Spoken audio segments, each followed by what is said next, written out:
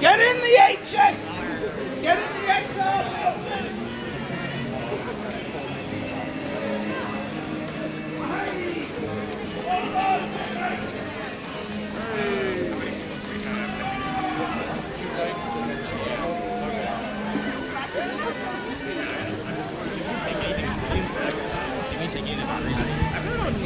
You're good.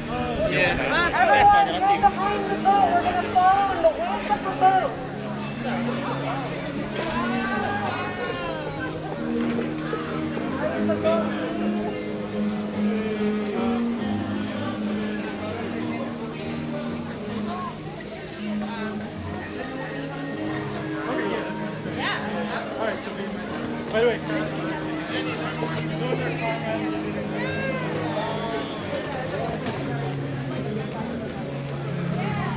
what is this all about? I'm curious. I just came over here.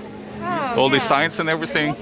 So we're with Extinction Rebellion. We are a climate movement. And our demands are to tell the truth about the climate and ecological crisis for net zero carbon emissions by 2025. Zero carbon emissions. And our Zero. And our third demand is for a citizens' assembly to address the climate and ecological crisis. And a citizens' assembly is an alternative form of democracy that involves authentic representation instead of elected representatives. People are randomly chosen, and then through a process of sortition, a demographically representative body of group of people is created of like people like you and me. So basically, it's sort of like being on a jury. I see. But some people call it a policy jury. Because basically, it would be like a jury of New Yorkers to say this is how we should deal with the climate crisis in New York City. But what is that? I mean, honestly, I can't quite understand. How can you come to a resolution that it's even possible, remotely possible, to have zero carbon emission? I mean, what is the economy going to run on?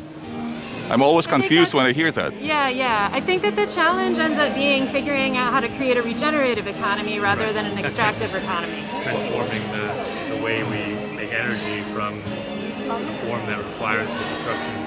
Yeah, but see, but this is where I have a problem. I mean, I can understand, and I would love maybe get rid of obviously coal and all other stuff. Yep. But how can you set a specific goal, a specific date, instead of first inventing this new technology, making this technology competitive, and then saying, okay, now we have finally found a way of an alternative sources of energy. Now we can say, okay, by such and such a date or year, we can kind of have a zero emission. Yeah. So that's why, I mean, how can you justify this arbitrary date of 2050? See it like, I suppose most people I talk to kind of see it as more of a, Sorry, walk we're with us? trying to Sure. walk with us. Is that okay? What people Sure. kind of see it more as an implementation of the technology, because the technology is actually already here. Other countries like India and China that are much less developed than us are actually implementing completely renewable technology already. Such as what? Solar arrays. Europe is very avid about wind turbines. Well, it's just a matter of planning how to do it, really. And people have planned it for the U.S., but the implementation of the plan. But here's the problem. Yeah, but here's the problem with the solar. I mean, unfortunately, it looks like people don't go beyond step one. I mean, it's a good concept, I guess, to have renewable source of energy. But to have renewable sources of energy, you have to have a specific equipment, such as solar panels, for instance. Yeah. So how do you make solar panels? There are a variety of ways to make them. Sometimes they're made using products that come from oil, but they don't need to.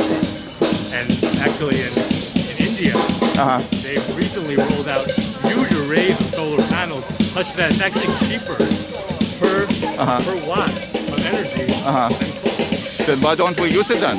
Because we have vested interest in corruption within the government. So it's corruption is the problem, you think? Corruption is the problem. I see. That's the reason why we're demanding a citizens' assembly. Because a citizens' assembly is a form of government that is not easily influenced by special interest groups. Because right now what we have are people are elected, and so they're always running for re-election. So you have for term limits then? Oh, absolutely. Oh, good. Yeah, absolutely. Yeah, term limits, I'm with you. Okay. So Very term short limits. term limits, probably. Yeah. I'm sorry? Pretty short term limits, even like. Well, I mean, 4 years, so let's say 2 terms, and they're just like the president, right? Well, That'll the make sense. Yeah, the idea with things like citizens' assemblies and policy juries are that everybody has an opportunity to lead at some point in their life. We're gonna keep on looking. This guy's too loud. Yeah. If you don't mind talking to me. Okay. He's really good though. Woo!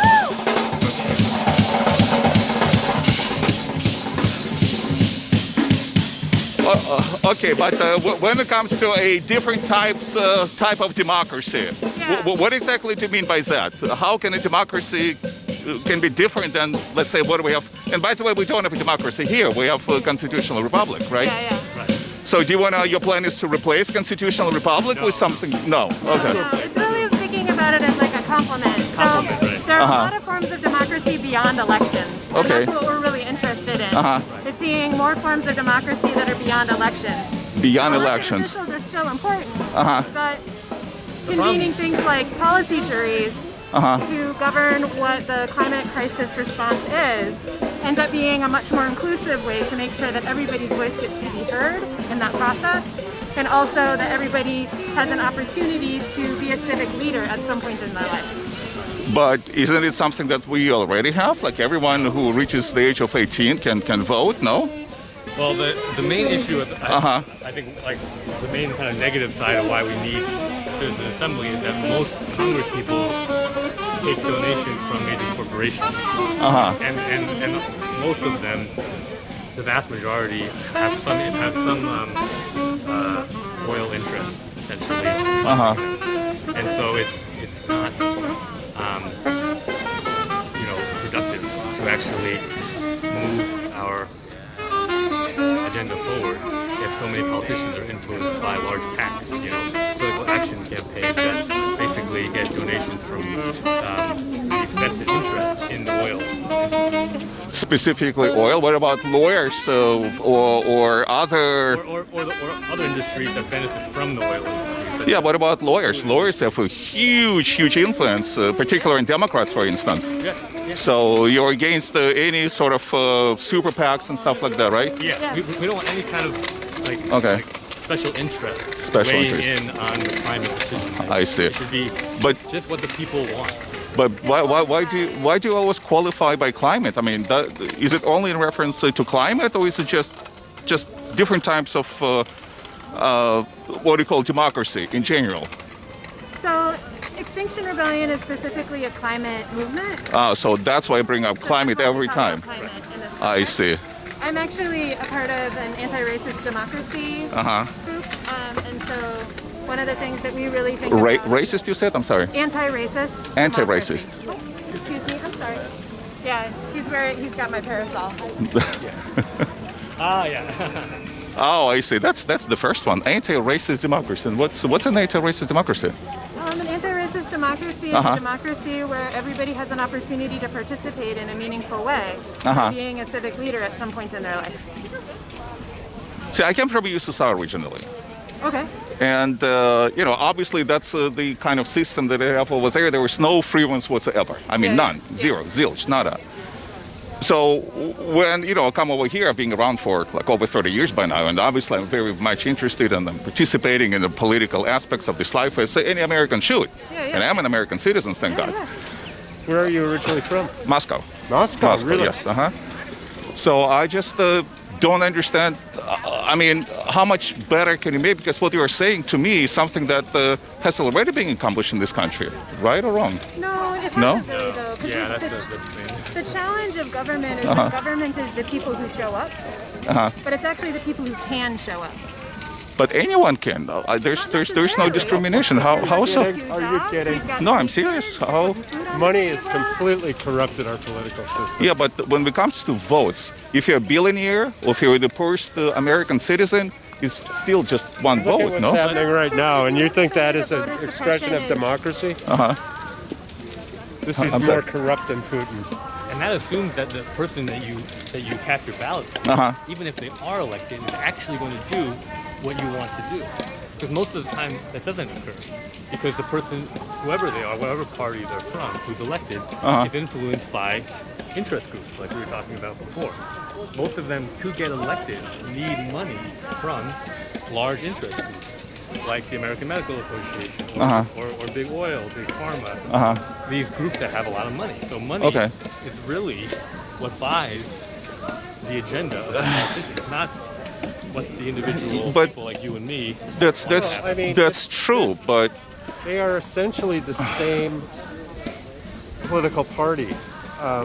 You mean Republicans and Democrats? Yes. You mean there's no been. difference between? No, not really. Not since really Bill Clinton co-opted the idea of getting big donors. That completely screwed everything. You've got to understand, PACs are the ones that write the bills, and they control both parties. They're going to get whatever legislation they want. See, but that's how. This is a fact. Well, but now you're talking about the elected officials. But before they get elected, that's where we started. A vote of a billionaire is the same vote as you and me. It's just one vote, no? Yeah, so it's there's just a couple of different things. One is, and something that I talk about a lot in my work, is that our government was actually designed by white supremacists. And at the time... White supremacists? You seriously think so? Slave owners, Absolutely. You seriously think so? Thomas Jefferson. Thomas Jefferson But- was definitely a white supremacist. Yeah, but look, slavery existed at the time when they were alive everywhere. Like, I'm Jewish. I mean, we were slaves too, in much more recent times in Germany, for instance. Yeah. You know, so where do you draw the line It's I mean, not, in terms of it's not time? drawing the line. It's about saying, it's about acknowledging and telling the truth. And Everybody saying knows our that. Yeah, system- yeah, and nobody's denying that. Yeah, no. Well, But some things people do change. deny it. But, but Okay. the important thing is to tell the truth and acknowledge the fact that our government wasn't designed for 21st century us. It would It was be. designed for 18th century them. It would. But so far, again, coming from USSR, you know, Yeah, the yeah. country that lived through so many upheavals, Yeah. where the forms of government were changing dramatically, not a little bit, you know, to the left, a little bit to the right. I'm talking about dramatically, like Tsarism, for instance, Yeah, yeah. where they were serfdom, obviously. Yeah. Then there was a communism, where there was another form of totalitarian regime, much worse than even serfdom. Now, in America, my point is, since the inception of this country, we never had these huge upheavals, these movements, all the way to the right or left or any other direction, right or wrong. Well, Or my you civics could are wrong. argue that we're having that right now, though. Right now? That we're experiencing that right Yes, now. exactly. The upheaval that you're describing. They haven't been like out in the open as much, but Like mostly who? been relatively behind the scenes, such as. Well, I'm for example- following the news very closely, so maybe there's something that I'm not seeing. And, you know. It's actually been largely kind of kept, not completely hidden, but like for example, since basically the 1960s, there's been more and more vested interest in these political action camps. So it has to do with how politicians are elected, like we were talking about before, where even though everybody's vote, like you're saying, does count equally to a certain extent, except for gerrymandering of districts, that's a whole other. Well, And yeah, don't forget exactly. The electoral But- college. Yeah, and Are you for electoral college or against electoral college? I am interested in direct democratic representation. So, in other words, you're against constitutional republic. I am No. for modifying the constitutional republic as the people see fit. I'm sorry, is the people As the people see fit. I still didn't get amending it, is that right? Amending with these it. masks, you know. Yeah, totally. I mean, I have my own sort of like personal beliefs of like what I think the perfect system would be, of course. Is there But such a again- thing as a perfect? I'm sorry for interrupting. Is there such a thing as a perfect system? And again, coming from USSR, you got to understand, you know, my point. Yeah, I lived in a absolutely. totalitarian regime. I mean, Yeah, coming to America, this is the freest country, and I traveled, by the way, to over 50 countries around the world. Yeah. I haven't seen the free country in the United States of America. That's why I'm confused, you know. Why? How do you define freedom? If it's ain't broke and don't fix it, how would you define freedom? How do you like, define- look, you have your views. I have, let's say, my views. There are people around us who probably have some opposing views. They're free. They're absolutely 100% free. And I saw a guy holding a mock-up of President Trump. Imagine that happening even in today's Russia, which is much, much freer. They would have whisked away and you would have never heard of them. In USSR, before you even think about doing it, you'll be gone. You'd be done. Yeah. No, I mean, That's in freedom. respect, I mean, yeah, we have This, a lot. I think our political system has really transitioned into a bizarro identity politics thing. When Black Lives Matter, when all of this exploded, my first thought was, in 2 months, this is going to be a meme. I'm sorry, 2 months is going to be what? It's going to be a gesture. It's going to be, there's a picture of Jamie Dimon at Morgan Chase taking a knee. This is very easy to do. You can co-opt identity politics and not change the structural system. Okay. That's how this system co-opts everybody. I see. It does it very quietly and very psychologically. One of the street blockades for this to block off. Do you get what I'm saying? Because I need another Sort body of. and I need we need one more de-escalator. I don't know if I feel like being a de-escalator. I haven't really been like trained. Like, De-escalator. What's a de-escalator? A de-escalator is someone who talks to people who are in cars who are like, get out of my way, and says, here's the flyer, this is what we are, we're going to be soon. Sorry, I'm a good escalator. Yeah, we engage in nonviolent direct action. It's one of the most important principles of our movement. And so having Should be this way in de-escalated- America, no? Yeah. But I'm sorry, you got interrupted when we were trying to describe the ideal, the perfect society. Yeah, What's in your so- mind is an ideal and perfect society? So for me, it's not necessarily about an ideal and perfect society as much as an ideal and perfect government. Oh, government, which is So, society. I mean, it's a government. society. Good, Right. Yeah, I mean, what I would really love to see is for us to transition to a trauma-informed government rather than trauma-informed government. Yes. Trauma. Like when you break something, trauma. Yeah, That yeah. trauma. Yeah. Trauma-informed. Yeah. Huh. So a government Well, that what is that? recognizes trauma, a government that recognizes historical trauma, a government Oh, I see that what you mean. Okay. recognizes the trauma that people endure as a result of policy, that kind of a thing. Does that make sense? From historic perspective, or when it comes to the current events? Because Both, I would say, because I think that they. Sorry, are you being interviewed right now? What? Are you being interviewed right now? Kind of. kind of. Okay. Will you come find me when you're done I will to come talk find about you and de-escalation? talk about de-escalation. Thank you. Absolutely. I'll be up there by the green banner. Cool. maybe I'll give this back to you now, just so I don't. All right, awesome. Thanks so much, man. If you don't mind, I don't know, maybe you would like to do the no. de-escalation thing. Yeah. I mean, I would like you to an do that, interviewer? Sort of. Who are you with? You can call it Maxima, if you like. Brazil. Happens to be business Extinction ability. Rebellion? Yes. I'm one of those spokespeople. That's why. Oh, I see. I would love to talk to you, if you don't mind. But we're having an interesting conversation here. Your outlet. That's okay, then. Just ordinary people are the best, and Yeah. someone who learns some talking points and just, espouses those talking points. Random Yeah, people are the yeah. best to talk to. Well, and I've been engaged in participatory democracy activism for about 3 years now. I'm actually relatively new to Extinction Rebellion. I did a lot of work with the participatory budgeting. Oh, here's project. Trump. That's what I was talking about. Breaking apart. No? I mean, seems authentic. Kind of what he does. No, not really. Anyway, yeah. So participatory budgeting, which is a process where a community decides together how to spend public money. So that rather than having elected officials say, okay, so this is what we're going to spend money on, a slate of options is created, and then the community votes on which of those projects they want to see funded based off of the funding. Are you in business? Have you ever run a business? I have. You have. So, the reason I'm asking that is because when we talk about community, when we talk about a group of people making decisions as a whole group of people, I think that we'll never be able to agree on anything in these sort of arrangements, because there has to be a boss, there has to be a responsible person. In business, that's, let's say, business owner or CEO or somebody else in the position of responsibility. Yep. And then the other people are supposed to follow, whether they like it or not, supposed to follow that person's decision. Because otherwise, you can vote over and over and over and fight over and over the issues, and you will never just stop fighting and agreeing on something. Don't you think that that's something that can help? Because from what I'm hearing is that this is what you're suggesting, no? What I'm suggesting is that we all take turns leading our country. that we all take turns leading our communities and leading our cities.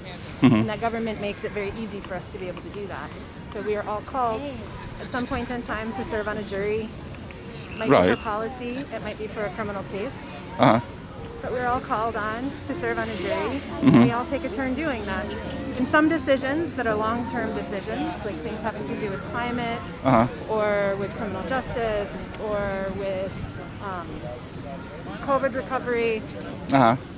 anything that has to do with these 10 or 20-year long-range plans are done using a policy jury or a group of people that are authentically representative of the community, rather than it only being people who are inherently corrupted through the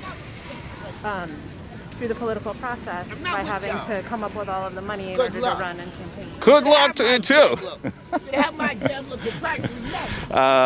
But didn't we come back to what we are currently having, a representative democracy? I think that the difference here is that it's more of a participatory democracy and a deliberative democracy. Right now, the democracy that we have was designed around conflict and competition rather than collaboration and co-creation. And deliberative processes in particular are not really available to us as a people in terms of actually having a discussion and talking about what are going to be the best paths forward, because our politicians are really engineered towards debating and not collaborating. And so that's where the partisanship ends up coming in, right? But, look, even in your own family, you have conflicts. I mean, you're trying to kind of come up with a solution, which I would love to have too. Yeah. But the reality of actual people, actual characters of each individual is such that it's just impossible to live together in peace. I mean, look at the world history. There's nothing but wars, and more wars. You can't find common cause with nobody. Right. It's just impossible. We'd love to, but it seems like an unattainable dream, no? It doesn't seem unattainable to me, No? because Okay. I think that the challenge that we have is that our government doesn't give us an opportunity to learn the skills to be able to do that. I see. That's the reason why I say trauma-informed government. Uh-huh. Because we know that conflict is going to happen. We know that conflict is healthy. It's the way that we Healthy, exactly. Well, conflict, let's say disagreements, healthy disagreements, healthy disagreements. Right, Very uh-huh. important. I Right. think one of the challenges is that we have very few skills that are given to us around how we resolve those kinds of, how we resolve and have difficult conversations. We don't really have a good model for that in the United States. But it's the best model. It's not perfect, because nothing's perfect by definition, but isn't it the best? And again, me saying, coming from USSR and traveling around the world and, seeing the world essentially and talking to people around the world, I couldn't find a better place, the better system, and the most stable system than any place on earth. I mean, look at any country, look at their history. There were such huge swings. France, Germany, we talk about civilized countries, like in Western Europe. I mean, look at what was happening there in the very recent past. Very recent, like Second World War, for instance, First World War. The worst conflicts emanated from what you would think the most civilized country on earth. But don't you think that's happening in the United States right now? I don't think what so. Just happened in Kenosha? No, the mass no, shootings, the rest in the States? I don't think so at all. Not even close. Okay. No. I think I know too many people who live in South Minneapolis and who are living with white supremacists firebombing their blocks. Well, but you can also see blacks running around and smashing windows and rioting for no reason whatsoever. Like these Rioting for very good reason, personally. Yeah, but- well, there's a difference between this march, which I perfectly approve of, which is within the law and reason, versus just randomly smashing windows. I mean, you condone that? I don't know that the windows are being randomly smashed. Really? And I would say that particularly in South Minneapolis, it wasn't black people who were doing that, it was white supremacists. I know the people who lived in those neighborhoods. I mean, I shouldn't believe my own eyes when I see blacks, mostly, and even white people. I don't care, I don't discriminate who they are, but anyone who smashes the window is a criminal in my world. Okay. Is there anything wrong with my reasoning in this respect? I think that's, you are trying to figure out how to respond to it.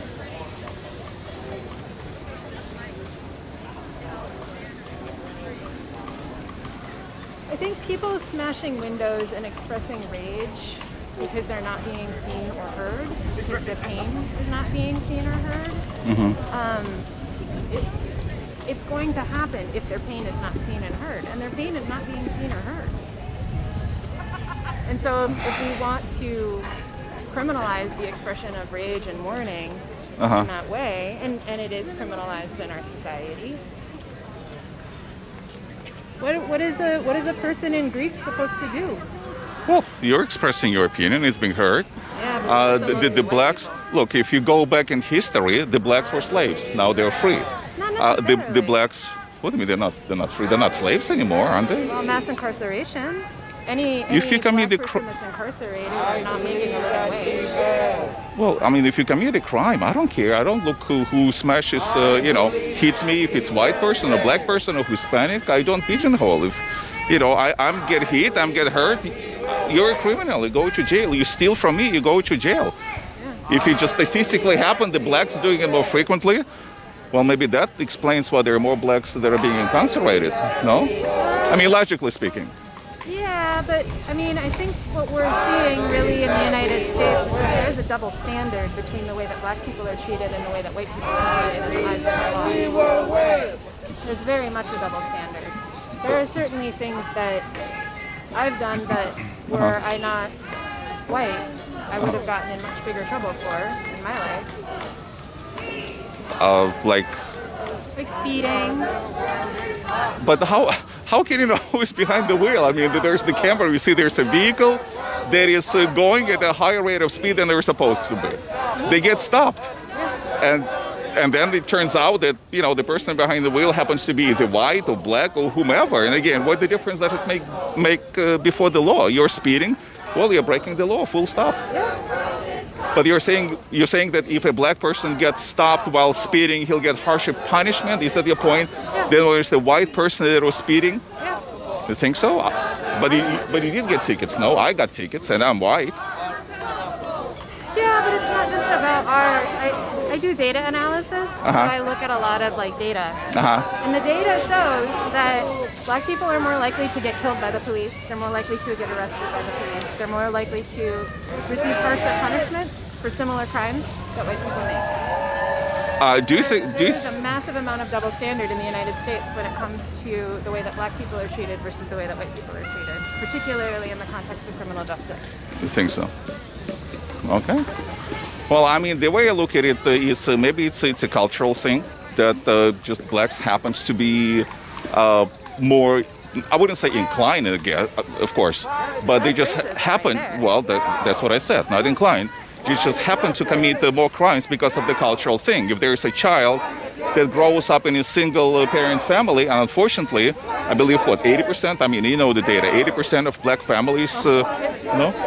No? No, definitely not. What's the percentage? 60%? Do you know? It is much higher, and also I am realizing that I have to get up ahead right now. I see. Okay. Okay, thank you so, Vladimir. Vladimir, it was yeah, really pleasure. lovely meeting Sure, you, Vladimir. absolutely. Pleasure. You have a good one. Thanks, you too.